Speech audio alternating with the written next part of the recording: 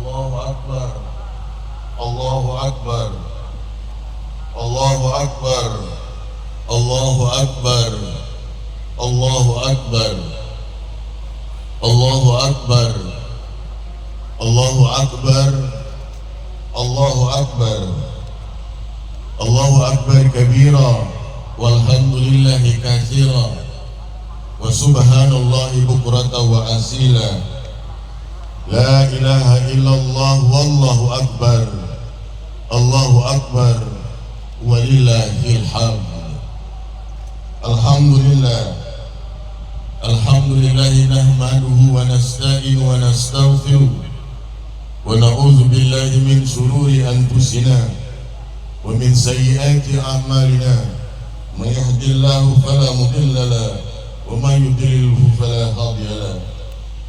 Ashhadu an la ilaha illallah wahda sadaqa wa'da wa nasara 'abda wa anza jundahu wa hadamal ahzaba wahda la hawla wa la quwwata illa billah. Ashhadu an la ilaha illallah wa ashhadu anna Muhammadan abduhu wa rasuluh la nabiyya ba'da. Allahumma shalli wa sallim ala sayyidina Muhammadin sayyidil mursalin wa ala ali baqiyatit tabi'in wa man tabi'ahum bi ihsanin ila yaumil qiyamah. Allahu akbar, Allahu akbar, Allahu akbar, walillahil hamd. Ma'asyiral muslim, jamaah salat Idul Adha 1445 Hijriah tahun 2024 yang insyaallah dimuliakan oleh Allah Subhanahu wa taala. Pada hari ini kita saksikan gema takbir berkumandang di seluruh jagat dunia. Bumi ini terasa bergetar, langit bergemuruh ketika suara takbir yang berkumandang yang kita lantunkan satu irama iman dari hamba-hamba Allah yang saleh dan salehah. Allahu Akbar, Allahu Akbar, Allahu Akbar, walillahil hamd. Kita bersaksi bahwa Allah Maha Besar. Pada hari ini izinkan hati kami ya Rabb untuk memujimu dengan ikhlas. Izinkan jiwa kami ini untuk diserahkan kepadamu. Ridhoi kalimat kami sebagai kalimat orang-orang yang bertakwa. Allahu Akbar, Allahu Akbar, Allahu Akbar, walillahil hamd. Puji dan syukur marilah kita panjatkan kehadirat Allah Subhanahu wa taala yang telah memberikan kepada kita kenikmatan yang begitu banyak sehingga kita sendiri tidak akan mampu untuk menghitung nikmat-nikmat itu. Karenanya dalam konteks nikmat Allah Subhanahu wa taala tidak memerintahkan kepada kita untuk menghitungnya, tapi Allah Subhanahu wa taala mengajarkan kepada kita semua untuk mensyukurinya. Wa ista'azana rabbukum la in syakartum la'azidannakum wa la in kafartum inna adzabi lasyadid. Ingatkan ketika aku memaklumkan kepada kamu bahwa ketika kamu bersyukur atas segala nikmat yang aku berikan kepadamu, maka aku akan tambahkan nikmatku tersebut. Namun jikalau kamu kufur akan nikmatku, maka azabku sangatlah pedih. Pada hari ini tanggal 10 Zulhijjah 1445 Hijriah, seluruh umat Islam di seluruh dunia memperingati Hari Raya Idul Adha atau Hari Raya Idul Kurban. Sehari sebelumnya, tanggal 9 Zulhijjah 1445 Hijriah, jutaan umat Islam yang menunaikan ibadah haji semuanya wukuf di Arafah, berkumpul di suatu tempat dengan memakai ihram putih sebagai lambang kesetaraan derajat manusia di sisi Allah Subhanahu wa taala. Dan hari ini juga kita kembali diingatkan kepada seorang Khalilullah, kekasih Allah Subhanahu wa taala, yaitu Nabi Ibrahim alaihissalam bersama dengan Siti Hajar dan anaknya Ismail. Keempat ini, pelajaran ini merupakan pelajaran yang begitu penting yang patut untuk kita hikmati, yang patut untuk kita pelajari, bahwa setiap yang telah dilakukan oleh para anbiya adalah sari tauladan contoh yang harus kita lakukan untuk kita aplikasikan di dalam hidup dan kehidupan kita sehari-harinya. Ma'asyiral muslimin, jamaah salat Idul Adha yang insya Allah dimuliakan oleh Allah Subhanahu wa Ta'ala. Ketika umur Nabi Ibrahim beranjak berumur 81 tahun, Nabi Ibrahim alaihissalam belum mempunyai keturunan. Setiap hari ia berdoa, sebagaimana ada di dalam surah As-Saffat ayat 101. Doa Nabi Ibrahim alaihissalam, Rabbi habli minas salihin, ya Rabb, berikan aku seorang keturunan dari hamba yang saleh dan salehah. Maka Allah Subhanahu wa Ta'ala memberikan jawaban kepada Nabi Ibrahim alaihissalam bahwasanya ia akan memberikan keturunan dari hamba yang saleh dan salehah dengan persyaratan: pertama, dia harus dihitan; yang kedua, dia harus menikahi wanita produktif. Maka menikahlah Nabi Ibrahim alaihissalam dengan Siti Hajar. Kemudian Nabi Ibrahim alaihissalam bermimpi di dalam kitab Anbiya, Nabi-Nabi Allah dikarang oleh Ahmad Mahjar. Beliau menjelaskan pada suatu hari Ibrahim alaihissalam terbangun dari tidurnya. Tiba-tiba dia memerintahkan kepada istrinya, diperintahkan oleh Allah Subhanahu wa Ta'ala untuk pergi, untuk berhijrah. Maka diajaklah Siti Hajar. Kemudian dipersiapkanlah perjalanan menuju sebuah tempat yang kita kenal dengan Lembah Bakar. Ketika sampai di Lembah Bakar, Allah Subhanahu wa Ta'ala memerintahkan kepada Nabi Ibrahim untuk meninggalkan istri dan anaknya Ismail yang baru berumur 40 hari. Bisa kita bayangkan bagaimana seorang bapak yang belum mempunyai keturunan selama 80 tahun, kemudian diberikan keturunan, baru 40 hari menimbang anak kesayangannya, disuruh untuk berhijrah, kemudian disuruh untuk meninggalkan istri dan anaknya. Tapi karena ini adalah sebuah perintah Allah, maka Nabi Ibrahim alaihissalam dan Siti Hajar harus melakukannya. Maka ketika itu Siti Hajar di dalam sebuah kitabnya Ihyaul Ulumuddin dia berkata, ya Habib, limadza atrukuni fi hadzal makan, la ahadan wala ta'aman wala syaraban. Duhai kekasih hatiku, tega-teganya engkau meninggalkan aku sendiri di sini. Engkau lihat tidak ada makanan di sini, engkau lihat tidak ada minuman di sini, dan engkau lihat tidak ada seorang pun di sini. Hal hadza amrillah. Apakah ini perintah Allah? Na'am hadza amrillah. Ya, ini perintah Allah. Kalau ini perintah Allah, tinggalkan aku dan anakmu sekarang juga. Maka ditinggalkanlah Siti Hajar dan Ismail. Kemudian Siti Hajar menangis, dan tangisan itulah dinamakan Makkah, tempat orang-orang yang menangis.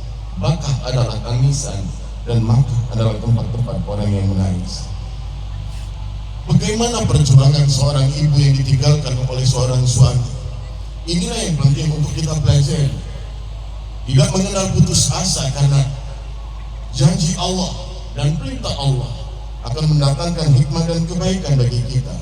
Terkadang kita tidak menyadari apa yang harus kita lakukan dan apa yang harus kita diwajibkan oleh Allah kepada kita. Akan tetapi karena ini adalah perintah Allah, maka sesungguhnya dari apa yang diperintahkan Allah kepada kita, tentunya akan ada hikmah yang akan Allah berikan kepada kita. Bagaimana Nabi Nuh alaihissalam di sebuah tempat yang penuh tandus dan gersang disuruh untuk membuat sebuah kapal. Seluruh orang menertawainya, seluruh orang mengejeknya, seluruh orang mencacinya. Bahkan kapal bahtera yang dibangun oleh Nabi Nuh di dalam sejarah dijadikan tempat untuk membuang kotoran, hadas kecil dan hadas besar saja. Namun apa yang terjadi, karena kalau ini adalah perintah Allah, maka sesungguhnya Allah memberikan sesuatu yang tidak disangka-sangka. Terjadilah air bah, banjir besar.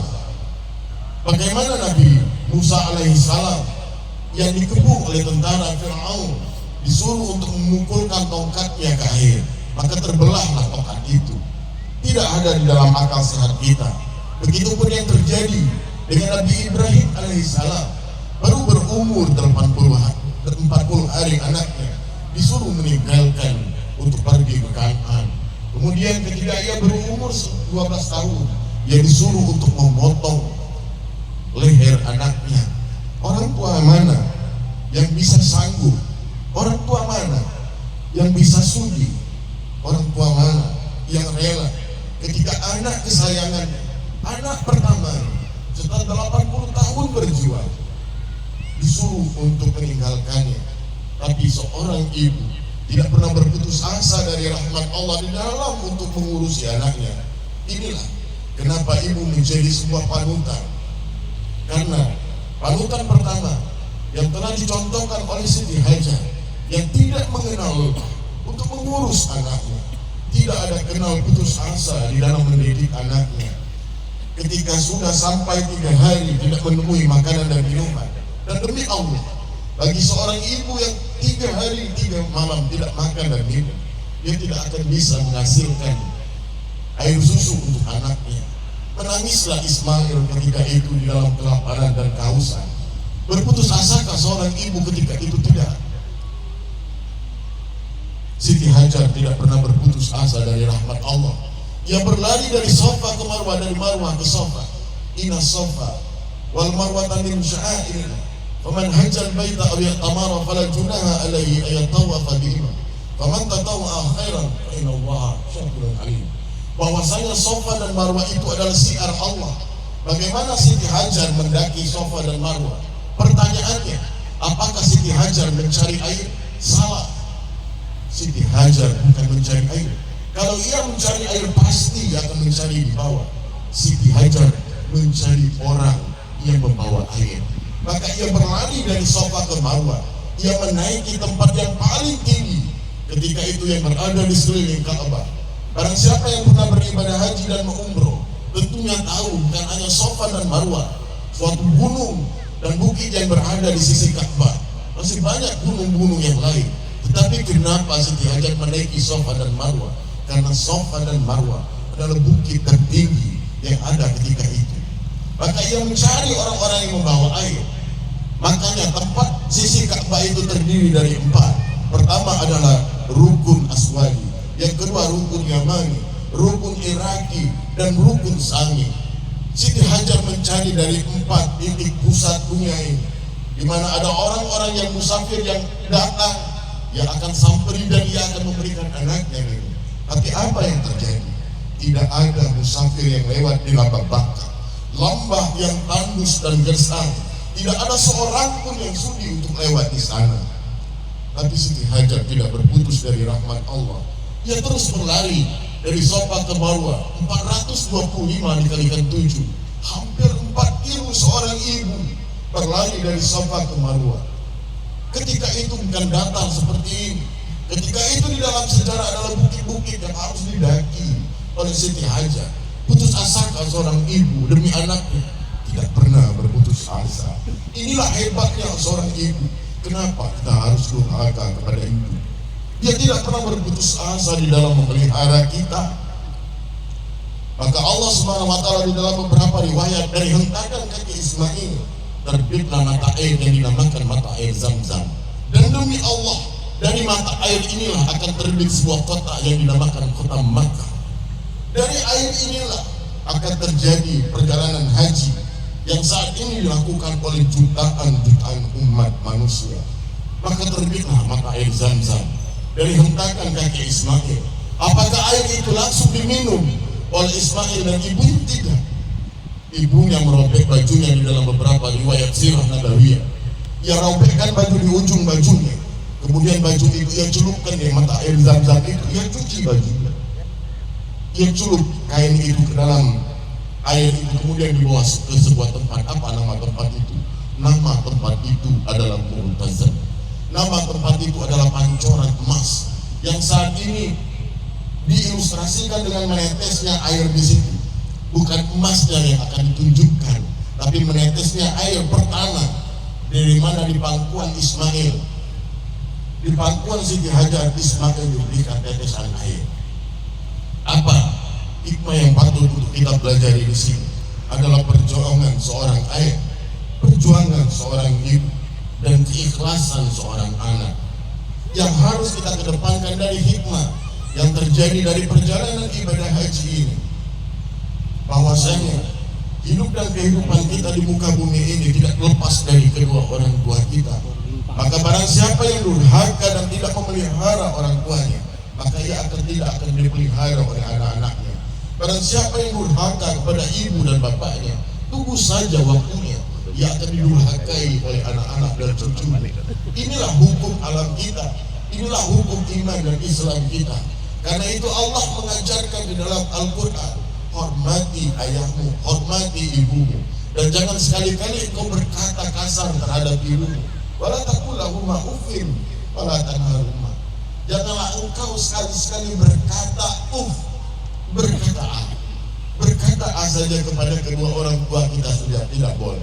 Pelajaran ibadah haji yang pertama adalah bagaimana sebuah kerukunan rumah tangga yang terdiri dari pejuang seorang ayah, seorang ibu dan seorang anak. Bagaimana Nabi Ibrahim alaihissalam disuruh oleh Allah Subhanahu wa taala untuk memotong leher anaknya, dan Allah Subhanahu wa taala menggantikan lembu itu, leher anaknya itu, kepada lembu yang saat ini menjadi ilustrasi nilai-nilai pengorbanan kita. Inna a'tainakal kautsar fasholli li rabbika wanhar inna syani'aka huwal abtar.